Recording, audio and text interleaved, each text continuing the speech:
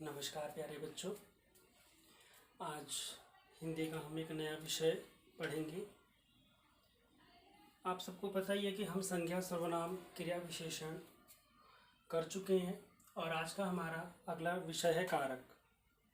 कारक को समझने से पहले आप सभी ने संज्ञा, सर्वनाम और विशेषण को समझ लिया होगा। कारक क्या है? कारक को अंग्रेजी में केस कहते हैं। कारक किसी भी दो शब्दों के बीच में, वो संज्ञा और सर्वनाम हो, उनको क्रिया से जोड़ने का कार्य करता है। आप उदाहरण से समझेंगे। जैसे मैं एक वाक्य लिख रहा हूँ, राम रावण मारा। आप इसका एक बिल्कुल ही स्पष्ट अर्थ नहीं प्राप्त कर पाएंगे कि राम ने क्या मारा, किसको मारा, राम रावण मारा। हमें कुछ न कुछ यहाँ पर अस्पष्टता नज़र आती है, कुछ न कुछ अधूरापन नज़र आता है। और इसी अधूरेपन को दूर करके उनमें, इन शब्दों में, संज्ञा में, सर्वनाम में या क्रिया में एक संबंध स्थापित करके वाक्य को पूर्ण अर्थ जो देने का कार्य करता है, वो कारक कहलाता है। यहाँ आ जाएगा राम ने रावण को मारा। तो ने और को यहाँ पर कारक है जो इस वाक्य को एक संपूर्ण अर्थ प्रदान करता है। तो अब हम आज इस कारक के विषय में पढ़ेंगे। आपने सामान्य उदाहरण से इसको समझ लिया होगा। आप देख रहे हैं कि कारक की परिभाषा लिखी है। संज्ञा या सर्वनाम का वाक्य का अन्य पदों से, जो भी वाक्य में 3-4 शब्द होते हैं और शब्द जब वाक्य में प्रयुक्त होते हैं तो उसे पद कहते हैं। तो जो भी संज्ञा या सर्वनाम का वाक्य का अन्य पदों से मुख्यतः क्रिया से जो संबंध होता है या जो संबंध स्थापित करता है, उसे कारक कहते हैं। क्रिया से जो संबंध स्थापित होता है, यहाँ पर आप स्थापित जोड़ लें, उसे कारक कहते हैं।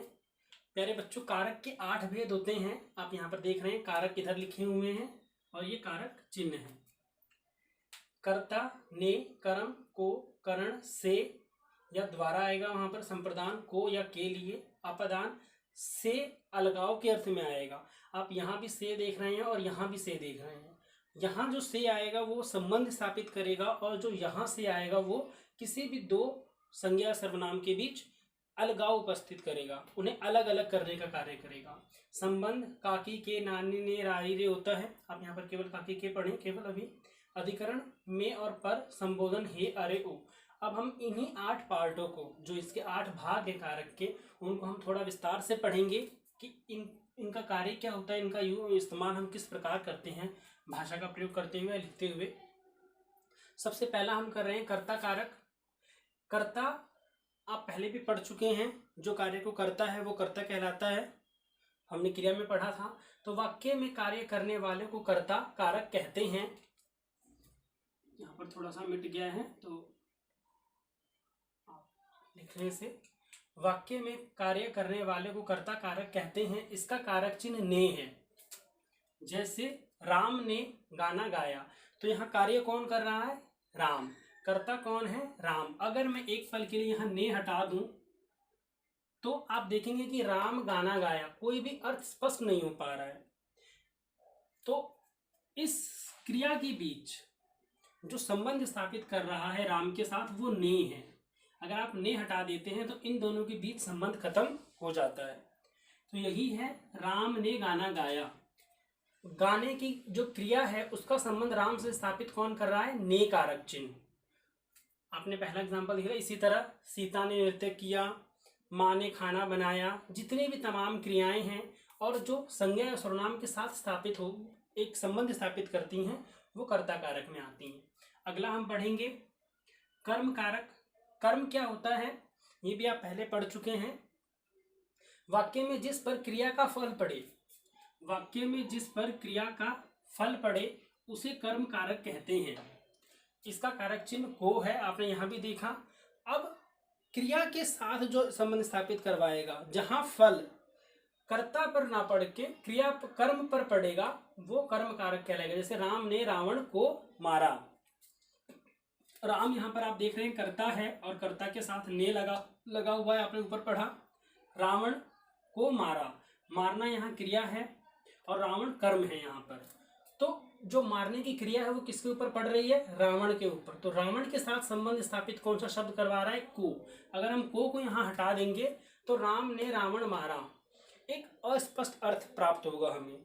तो अर्थ का बिल्कुल ही शुद्ध रूप से प्राप्त करने के लिए कारक हमें इस्तेमाल करना होता है, और तभी उसका अर्थ हम बिल्कुल ही स्पष्टता से प्राप्त कर पाते हैं। तो यहाँ पर जो कारक चिन्ह है वो को है। आपको समझ आ गया होगा, और फिर कोई दिक्कत आए आपको तो आप पूछ सकते हैं। अगला है करण कारक। अब करण का अर्थ होता है साधन, जिसके द्वारा हम कोई कार्य पूरा कर पा रहे हैं उसको हम कहते हैं करण कारक। जिस साधन से कार्य किया जाता है उसे करण कारक कहते हैं। इसका कारक चिन्ह से है, सारे कारक चिन्ह यहीं वाले आएंगे।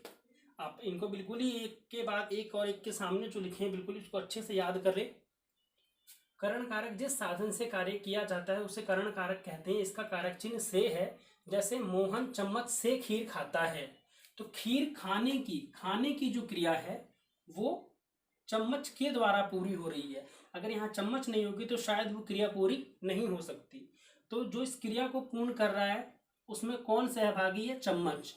तो जिस चम्मच यहाँ पर क्रिया को पूर्ण करने में साथ दे रहा है, इसीलिए यहाँ पर करण कारक आएगा, और जिसका परसक चिन्ह हम यहाँ पर से पढ़ते हैं।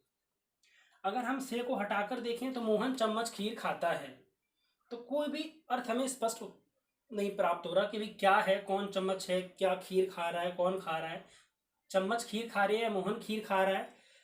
तो इसके हटाने से ये अर्थ अस्पष्ट हो जाता है, इसीलिए यहाँ पर आएगा मोहन चम्मच से खीर खाता है, और से लगाने के बाद बिल्कुल हमारा अर्थ स्पष्ट हो जाता है। अगला कारक है हमारा संप्रदान कारक। जब किसी अन्य के लिए कोई कार्य किया जाता है, जब किसी अन्य के लिए कोई कार्य करते हैं, कर्ता जहाँ खुद के लिए स्वयं के लिए कोई कार्य ना करके किसी अन्य के लिए कोई कार्य करता है, तो उसका जो बोध करवाता है वो संप्रदान कारक कहलाता है। जैसे इसका कारक चिन्ह को या के लिए है। यहाँ पर दो उदाहरण मैंने लिए हैं जो संप्रदान के दोनों ही कारक चिन्हों को स्पष्ट करेंगे। जैसे माँ ने भिखारी को भोजन दिया, माँ ने जो भोजन देने की क्रिया की है वो खुद के लिए नहीं की, भिखारी के लिए की है, किसी की मदद की है। और मुख्यतः यह संप्रदान कारक में हमेशा प्रदान करने का भाव होता है, संप्रदान, प्रदान, ठीक है। तो किसी अन्य के लिए यहाँ पर हमेशा कार्य किया जाएगा। माँ ने भिखारी को भोजन दिया, तो यहाँ पर कार्य जो किसके लिए हो रहा है, भिखारी के लिए। इसी तरह दूसरा उदाहरण हम देखेंगे, गरीबों के लिए दान देना चाहिए। अब जो व्यक्ति दान देगा वो खुद का उसमें उसका स्वयं का कोई लाभ नहीं है, वो खुद के लिए कुछ नहीं कर रहा, वो गरीब के लिए कर रहा है। तो हमेशा यहाँ पर प्रदान करने की या देने की जहाँ पर बात होगी वहाँ पर के लिए आएगा, और वो संप्रदान कारक कहलाता है। तो प्यारे बच्चों, आपने 4 कारक पढ़े। अब हम इसके बाद 4 कारक और पढ़ेंगे, और इस प्रकार हमारा जो कारक का एक विषय है, जो एक टॉपिक है छोटा सा, वो कंप्लीट हो जाएगा। तो अब मैं साइड हट जाता हूँ, आप इसका स्क्रीनशॉट ले लें अपनी कॉपी में पूरा करने के लिए, और आप साथ साथ इसको याद करें। फिर हम इसके बाद 4 जो कारक और बचते हैं उनको हम कंप्लीट करेंगे।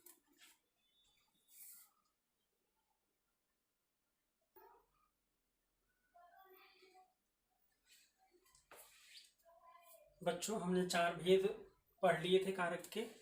अब जो बचे हुए 4 भेद हैं, अपदान, संबंध, अधिकरण और संबोधन, हम अब उसको कंप्लीट करेंगे।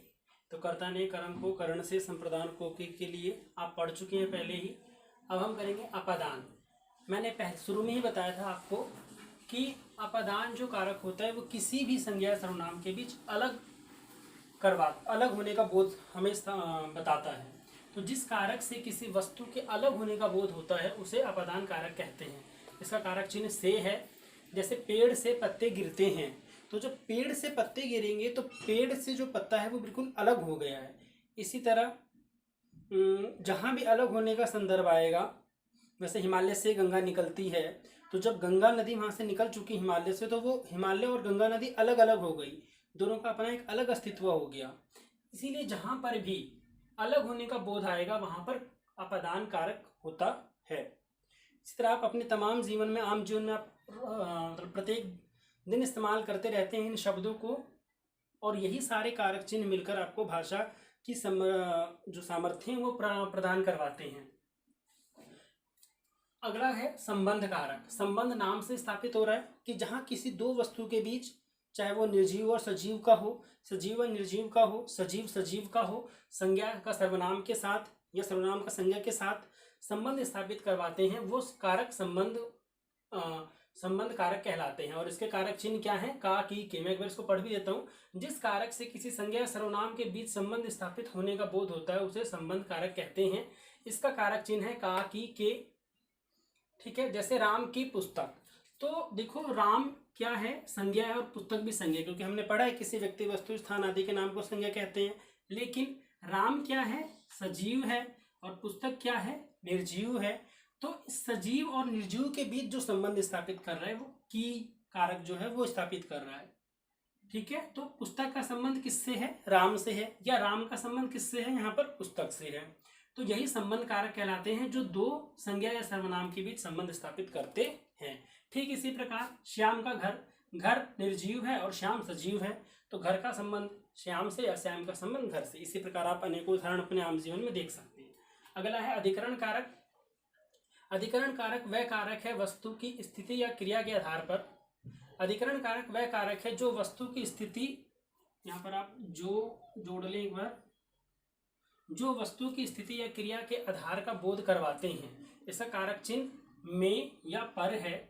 जैसे मेज पर पुस्तक है, टोकरी में फल है। ठीक, तो जो पुस्तक की स्थिति बता रहा है वो पर बता रहा है कि मेज के ऊपर पुस्तक है, और फल की जो स्थिति बता रहा है वो में बता रहा है कि टोकरी में फल है, वो अंदर है और वो ऊपर है, मेज के ऊपर। तो जहां भी आपको संज्ञा शब्दों की स्थिति का भान हो या उनकी क्रिया के होने का भान, उनका आधार क्या है, वो ऊपर हो रहे हैं, नीचे हो रहे हैं, दाएं हो रहे हैं, बाएं हो रहे हैं, जहां भी हो रहे हैं, उसका जब आपको पता चले तो वो अधिकरण कारक कहलाते हैं।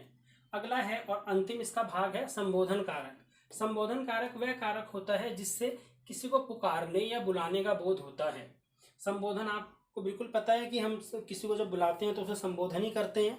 आपसे अगर कोई छोटा है तो आप प्यार से उसका नाम लेकर या हे कहकर अपने से बड़े को, या ओ कहकर, ओए कहकर, आप जो भी शब्दों का इस्तेमाल करते हैं किसी को बुलाने के लिए, किसी को अपनी तरफ आकृष्ट करने के लिए या उसको याद करने के लिए, तो वो सारे के सारे शब्द संबोधन कारक के अंतर्गत आते हैं। जैसे हे भगवान मेरी रक्षा करो, अरे तुम इधर आ जाओ, तो आप भगवान को संबोधित कर रहे हैं तो आपने यहाँ पर हे लगा दिया। कई बार हम ओए कहकर बुलाते हैं, या जो भी तमाम शब्द आप इस्तेमाल करते हैं किसी को भी बुलाने के लिए, याद करने के लिए, वो सारे के सारे शब्द संबोधन कारक के अंतर्गत आते हैं। तो आपको आशा है बिल्कुल समझ आ गए होंगे। कारक हम फटाफट एक बार रिवाइज कर लेते हैं। कारक वो हैं जो संज्ञा सर्वनाम के बीच संबंध स्थापित करके उसको पूर्ण अर्थ प्रदान करते हैं वाक्य में। इसके 8 भेद होते हैं, हमने एक एक को पढ़ लिया। मुख्यतः इसमें जहाँ से और से आ रहा है उसको ध्यान रखने की आवश्यकता बहुत होती है, क्योंकि वहाँ पर हमसे अक्सर गलतियाँ होती हैं। अपादान कारक में से अलग होने के अर्थ में आएगा, और करण कारक में जो से है वहाँ संबंध स्थापित करेगा, उस क्रिया को पूर्ण करने का बोध कराएगा वो, तो वहाँ करण कारक में से इस अर्थ में प्रयोग किया जाता है। आप इसका स्क्रीनशॉट ले लें और अपनी कॉपी में बिल्कुल लिखें, और जो भी समस्या हो और ना समझ आए कोई तो आप उसे पूछें, और साथ ही साथ इसको बिल्कुल अच्छे से याद भी करें, और इनके उदाहरणों को आप जरूर लिखें यहाँ जहाँ भी उदाहरण है। तो आज के लिए इतना ही, धन्यवाद। और अगली क्लास में हम किसी नए विषय के साथ मिलेंगे। तब तक के लिए आप घर पर रहिए, स्वस्थ रहिए और अच्छे से पढ़िए।